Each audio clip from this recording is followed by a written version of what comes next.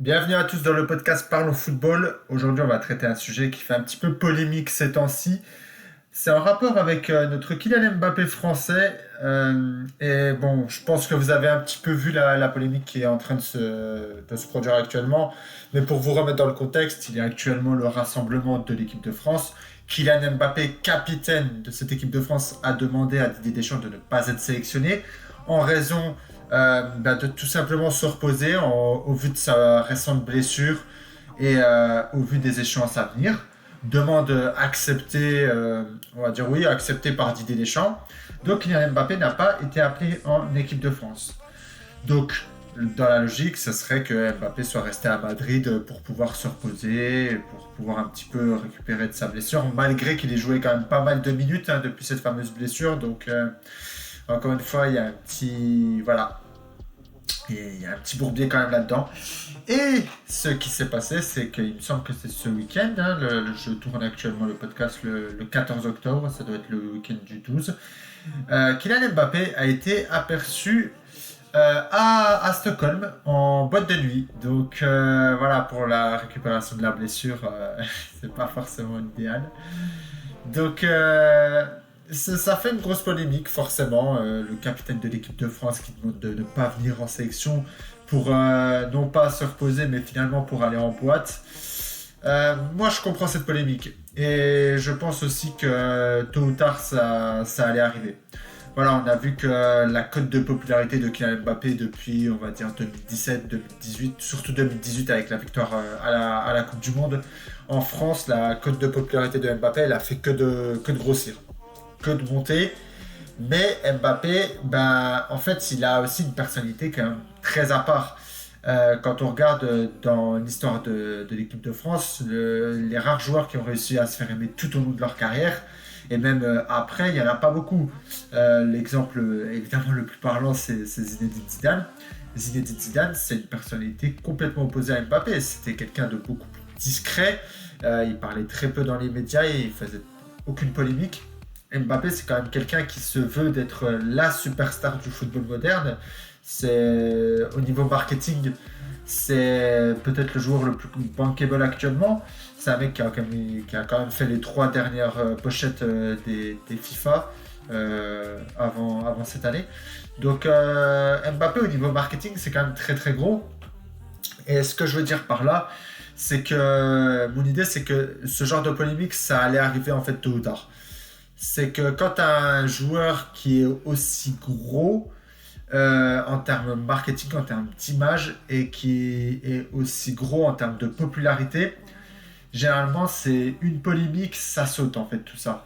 Et c'est ce qui est en train un petit peu de se passer. Beaucoup de Français, on va dire, pas retournent leur veste, mais en tout cas commencent un petit peu à changer d'opinion vis-à-vis de Kylian Mbappé. Et là-dessus, on peut pas non plus en vouloir. En fait, quand t'es Kylian Mbappé, quand t'es le capitaine de l'équipe de France, t'es censé aussi renvoyer un exemple.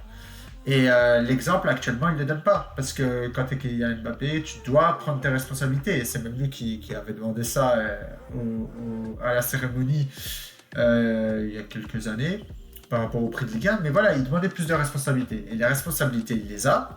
Mais maintenant qu'il faut qu'il les saisisse, en fait. Il faut qu'il les assume. Tu ne peux pas demander à ne pas aller en équipe de France et aller en boîte à côté, sachant que, évidemment, que tu vas être surveillé. Je veux dire, aujourd'hui, les joueurs, même pas juste les joueurs, mais les personnes qui ont un petit peu de popularité, elles sont suivies H24 partout. Il y a tout le temps des journalistes, tout le temps un appareil photo qui va se braquer sur ces popularités. Et le truc, c'est que la moindre erreur, ce sera vu et ce sera répété, amplifié, ce sera partagé. Et là, bah, c'est ce que subit un petit peu Kylian Mbappé. En fait, c'est un petit peu le revers de la médaille au niveau de la population. Très aimé, tu vas être très apprécié par les gens, en fait, tout simplement.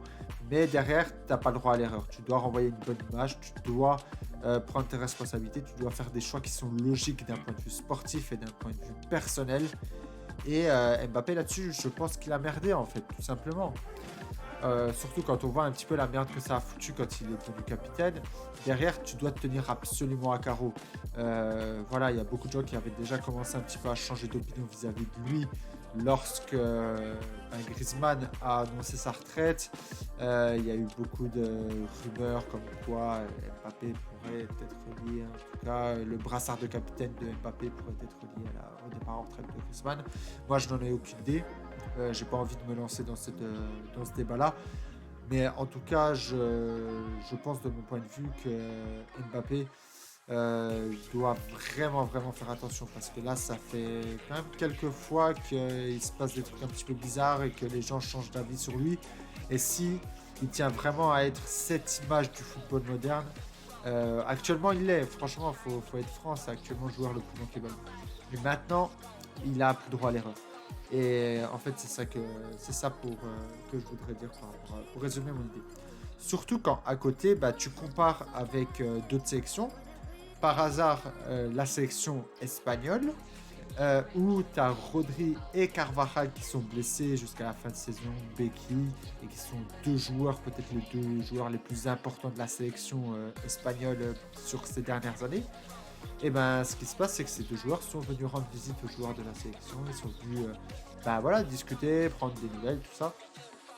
Donc c'est vrai que et aucun de ces joueurs ne sont capitaines, hein, parce que de base c'était Morata qui était capitaine.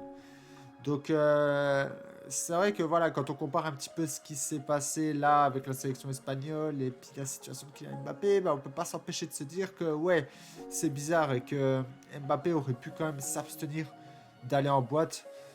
Et voilà, je fais une petite projection, mais j'ose même pas imaginer l'ampleur que ça prendra cette polémique si jamais Mbappé se blesse au prochain match du Real Madrid.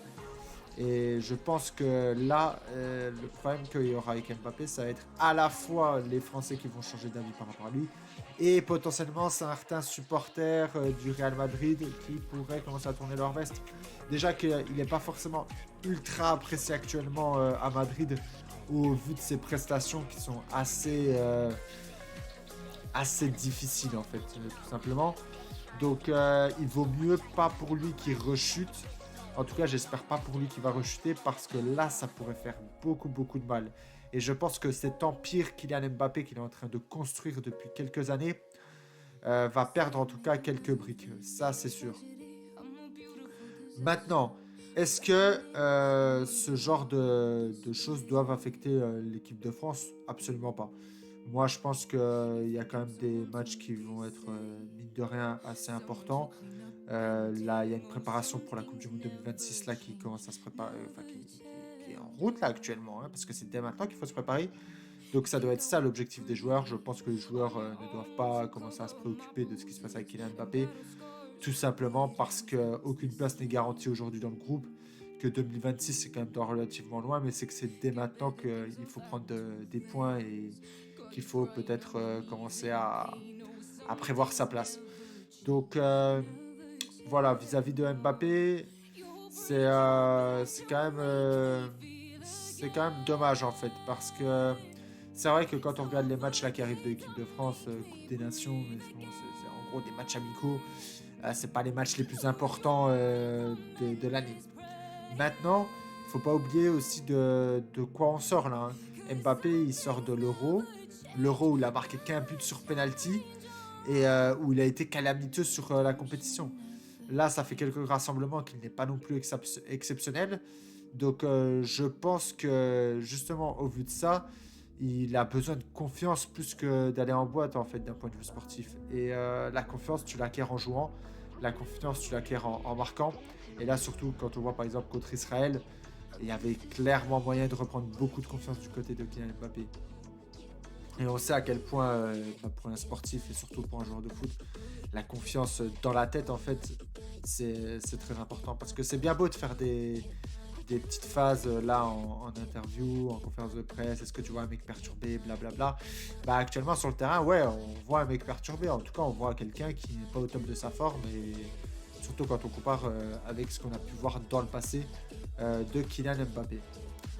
Voilà, en tout cas, j'ai pas forcément beaucoup plus de choses à dire. Je voulais juste donner un petit peu mon avis par rapport à ça. Je pense que là, bon, c'est facile à dire, il faudra attendre la suite, tout ça bien sûr. Mais j'espère pour Mbappé en tout cas qu'il va pas rechuter, parce que je pense que ça pourrait être catastrophique d'un point de vue image. Et voilà, j'espère qu'il va retrouver un très bon niveau parce qu'en 2026, ça arrive très vite. On est déjà presque en 2025. Et pour sûr, on aura besoin d'un grand Kylian Mbappé. En tout cas, je vous laisse me donner votre avis sur cette polémique. Est-ce que vous en voulez, vous, à Kylian Mbappé d'être parti à Stockholm, d'être parti en boîte de nuit plutôt que d'être venu jouer les matchs de l'équipe de France? Est-ce que vous vous attendez à de plus grosses polémiques à venir en fait sur Kylian Mbappé? Je vous laisse me donner votre avis en commentaire. N'hésitez pas à vous abonner si vous aimez ce genre de podcast. Et on se retrouve pour une prochaine, soit une prochaine vidéo. N'hésitez pas à me suivre aussi sur mes réseaux. Et voilà, il y a du contenu qui arrive. Je vous remercie pour votre écoute et passez tous une bonne journée.